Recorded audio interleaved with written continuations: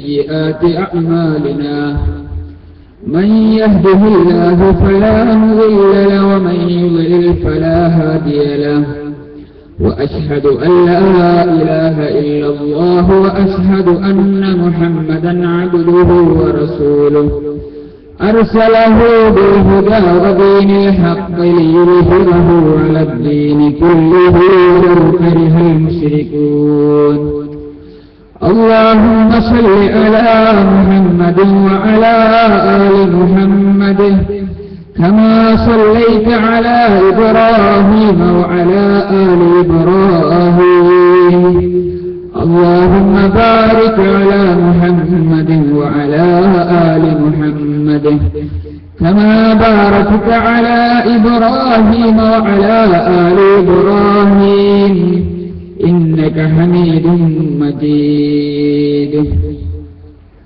أعوذ بالله من الشيطان الرجيم يا أيها الناس اتقوا ربكم الذي خلقكم من نفس واحدة وخلق منها زوجها وبث منهما رجالا كثيرا ونساء واتقوا الله الذي تساءلون به والأرحام إن الله كان عليكم رقيبا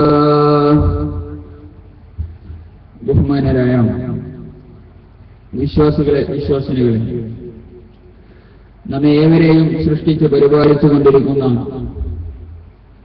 ലോകരക്ഷിതാവായ പടച്ചതമ്പുരാന്റെ കൽപ്പനകൾ നമ്മുടെ ജീവിതത്തിന്റെ മുഴുവൻ മേഖലകളിലും പുലർത്താൻ ആത്മാർത്ഥമായി പരിശ്രമിക്കണമെന്ന് ആമുഖമായി ഉണർത്തിക്കൊണ്ടിരുന്നു. ബഹുമാന്യനായ സാജിദ് മൗലവിയുടെ സംസാരത്തിന് മുമ്പ് ഏതാനും ചില കാര്യങ്ങൾ സൂചിപ്പിക്കുവാനാണ് ഇൻഷാ അല്ലാഹ് ഉദ്ദേശിക്കുന്നത്. എന്തുകൊണ്ട് ഇപ്രകാരം ഒരു പ്രോഗ്രാം ഈ ചെങ്ങലേരിയിൽ സംഘടിപ്പിക്കപ്പെട്ടു എന്നതിനെക്കുറിച്ച് നമുക്കൊരിക്കലും ഒരു സന്ദേഹവുമില്ല. കാരണം നമ്മളെല്ലാവരും നമ്മുടെ ഹ്രസ്വമായ ആയുസ്സിനെ കുറിച്ച് ബോധവാന്മാരും അനശ്വരമായ ഈ ലോകത്തിന് പുറത്തുള്ള ഒരു ലോകത്തിൽ വിശ്വസിക്കുന്നവരുമാണ്. ആ ലോകത്തെ പ്രയോജനപ്പെടുന്ന ഏക കാര്യം അത് ഇസ്ലാമിനെ അതിന്റെ പൂർണ്ണാർത്ഥത്തിൽ ഉൾക്കൊള്ളുക എന്നുള്ളതാണ്. ആ ഹിദായത്തിന്റെ സന്ദേശം പരിപൂർണമായി നമ്മുടെ വിശ്വാസ കർമ്മ അനുഷ്ഠാന രംഗത്ത് പ്രതിഫലിച്ചാൽ മാത്രമേ നമ്മൾക്ക് നാളെ പാരത്രിക വിജയം സാധ്യമാകൂ എന്ന് ആത്മാർത്ഥമായി വിശ്വസിക്കുന്നവരാണ് നമ്മളെല്ലാവരും. പരലോകത്തെ സംബന്ധിച്ചിടത്തോളം മനുഷ്യന് അള്ളാഹു നൽകിയ ഹിദായത്തല്ലാത്ത മറ്റൊന്നും ഉപയോഗപ്പെടാത്ത ഒരു നാളാണിത്. ഈ ലോകത്ത് മനുഷ്യന് ശുപാർശകൾ കൊണ്ട് പലതും നേടിയെടുക്കാൻ സാധിക്കുമെങ്കിൽ, തന്റെ സ്വാധീനം ഉപയോഗിച്ചുകൊണ്ട് പലതും കൈപ്പറ്റാൻ സാധിക്കുമെങ്കിൽ, തന്റെ സമ്പത്ത് ഉപയോഗിച്ചുകൊണ്ട് അനീതിയെ നീതിയായി ചിത്രീകരിക്കാൻ അവന് സാധിക്കുമെങ്കിൽ, നാളെ പരലോകത്ത് ശുപാർശകൾ സ്വീകരിക്കപ്പെടാത്ത, നമ്മുടെ സമ്പത്ത് പ്രയോജനപ്പെടാത്ത, നമ്മുടെ അധികാരങ്ങൾ ഒരിക്കലും നമുക്ക് പ്രയോജനം ചെയ്യാത്ത നാളാണത് എന്ന് പരിശുദ്ധ ഖുർആൻ നമ്മെ ഇടയ്ക്കിടെ ഓർമ്മപ്പെടുത്തുന്നുണ്ട്. പരിശുദ്ധ ഖുർആൻ പറഞ്ഞു, നാളെ പരലോകത്തൊരു മനുഷ്യൻ വരും. സൂറത്തുൽ മആരിജിലൂടെ അല്ലാഹു അത് വിശദീകരിക്കുകയാണ്. യുബസ്സറൂനഹും يود المجرم لو يفتدي من عذاب يومئذ ببنيه وصاحبته وأخيه وفصيلته التي تؤويه ومن في الأرض جميعا ثم ينجيه كلا إنها لظى.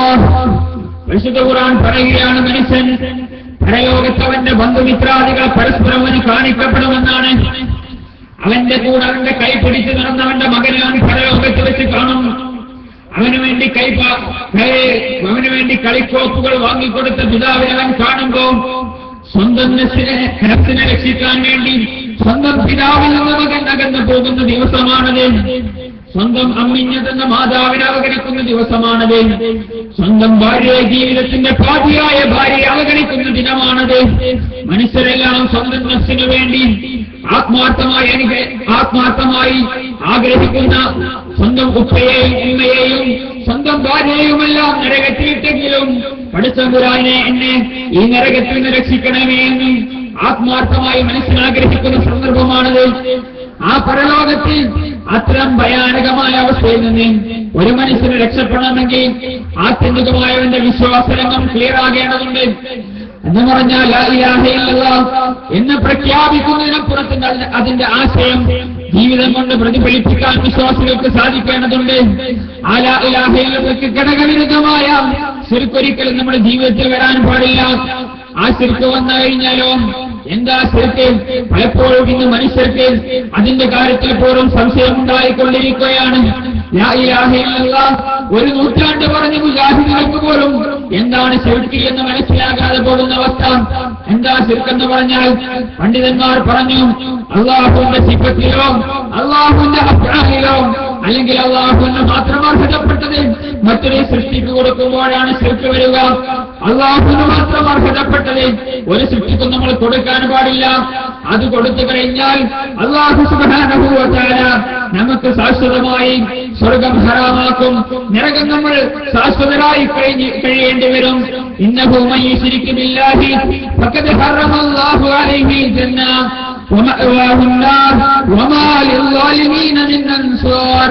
ആരാണോ അല്ലാഹുവിനെ പങ്കുചേർക്കുന്നത് ആ മനുഷ്യർക്ക് അല്ലാഹു സ്വർഗ്ഗം ഹറാമാക്കുമെന്നും അവൻ നരകത്തിൽ ശാശ്വതമായി കഴിയേണ്ടി വരുമെന്നും അവർക്കൊരു സഹായിയെ ലഭിക്കുകയില്ലെന്നും പരിശുദ്ധ ഖുർആൻ പഠിപ്പിക്കുന്നു.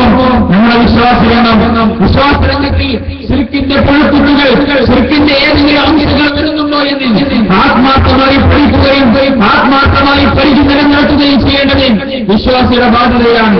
നമ്മെ ഭാര്യകാരണ ബന്ധങ്ങൾക്ക് അതീതമായി സഹായിക്കാൻ കഴിവുള്ളവൻ അവൻ അല്ലാഹു മാത്രമാണ്. അഭൗതികമായി നമ്മുടെ ജീവിതത്തിൽ ഇടപെടാൻ കഴിയുന്ന ഏക ശക്തി എന്ന് പറയുന്നത് നമ്മെ സൃഷ്ടിച്ച് പരിപാലിക്കുന്ന നമ്മുടെ നാഥനാണ്. അവന് പുറമേയുള്ളവർ നമ്മുടെ ജീവിതത്തിൽ അപ്രകാരം ഇടപെടുമെന്ന് പറഞ്ഞാൽ ഭാര്യകാരണ ബന്ധങ്ങൾക്ക് അതീതമായി ഒരു മനുഷ്യൻ നമ്മെ സഹായിക്കും അല്ലെങ്കിൽ ഒരു സൃഷ്ടി നമ്മെ സഹായിക്കുമെന്ന് പറഞ്ഞാൽ അള്ളാഹുവിന് മാത്രം അർഹതപ്പെട്ട നസീർ എന്ന് പറയുന്ന അള്ളാഹുവിന്റെ സിഫത്തിൽ നമ്മൾ പങ്കുചേർത്തു. കാര്യകാരണബന്ധങ്ങൾക്ക് ഉപരിയായിക്കൊണ്ട് ഒരു മനുഷ്യൻ നമ്മെ ഉപദ്രവിക്കുമെന്ന് പറഞ്ഞാൽ അള്ളാഹുവിന്റെ സിഫത്തിൽ നമ്മൾ പങ്കുചേർത്തു. കാര്യകാരണബന്ധങ്ങൾക്ക് ഉപരിയായിക്കൊണ്ട് ഒരു ശക്തി നമ്മൾ കാണുമെന്ന് പറഞ്ഞാൽ ബസീർ എന്ന് പറയുന്ന അള്ളാഹുവിന്റെ സിഫത്തിൽ നമ്മൾ പങ്കുചേർത്തു. അള്ളാഹുവിനെ അർഹതപ്പെട്ട അത്രയും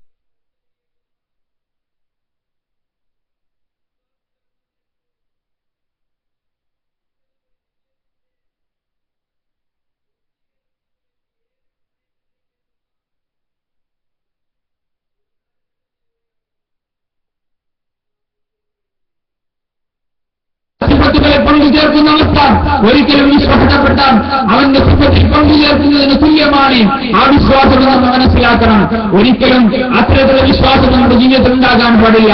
അങ്ങനെ ഉണ്ടായിക്കഴിഞ്ഞാൽ നമ്മൾ എത്ര കാലം തൗഹീദ് പറഞ്ഞവനാണെങ്കിലും, തൗഹീദിനു വേണ്ടി അടികൊണ്ടവനാണെങ്കിലും, തൗഹീദിനു വേണ്ടി ത്യാഗങ്ങൾ തീർത്തവനാണെങ്കിലും നമ്മുടെ അഗ്നിയിൽ ശിർക്കിന്റെ കടികയുണ്ട് എന്ന് നമ്മൾ മനസ്സിലാക്കണം. ആ ശിർക്കിന്റെ കടിക നമ്മുടെ വിശ്വാസത്തിൽ വന്നു കഴിഞ്ഞാൽ നമ്മുടെ കർമ്മങ്ങളെ പൊളിച്ചു കളയാൻ അത് മനസ്സിലാക്കുന്നവരെ അത്തരത്തിലുള്ള ശിർക്കും വിശ്വാസങ്ങളും നമ്മുടെ മനസ്സിലുണ്ടാകാൻ പാടില്ല. ആ വിശ്വാസം ഉണ്ടായാൽ മതി. മറ്റു തേട്ടങ്ങളൊന്നും നടത്തിയിട്ടില്ലെങ്കിൽ തന്നെ നമ്മുടെ കർമ്മങ്ങളെ പൊളിച്ചു കളയാൻ അത് പര്യാപ്തമാണെന്ന് മനസ്സിലാക്കുകയും നമ്മുടെ നാഥൻ പഠിപ്പിച്ചിട്ടുള്ള ആ തൗഹീദിൽ അടിയുറച്ചു നിന്നുകൊണ്ട് മരിച്ചു പോകാൻ നമുക്ക് സാധിക്കുകയും ചെയ്യണം. നാളെ പരലോകത്തിൽ ആ തൗഹീദ് അല്ലാഹു പഠിപ്പിച്ചു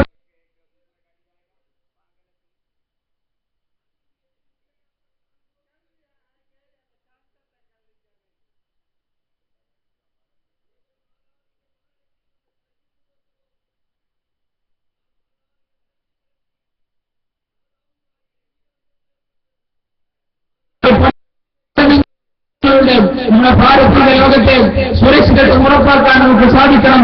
പടച്ചതമ്പുരാൻ അത്തരത്തിലുള്ള യഥാർത്ഥ സത്യവിശ്വാസികളെ ഉൾപ്പെടുത്തി അനുഗ്രഹിക്കുമാറാവട്ടെ എന്ന് പ്രാർത്ഥിച്ചുകൊണ്ട് ഞാൻ എന്റെ സംസാരം അവസാനിപ്പിക്കുന്നു. അൽഹംദുലില്ലാഹി റബ്ബിൽ ആലമീൻ. അസ്സലാമു അലൈക്കും വറഹ്മത്തുള്ളാഹി വബറകാതുഹു.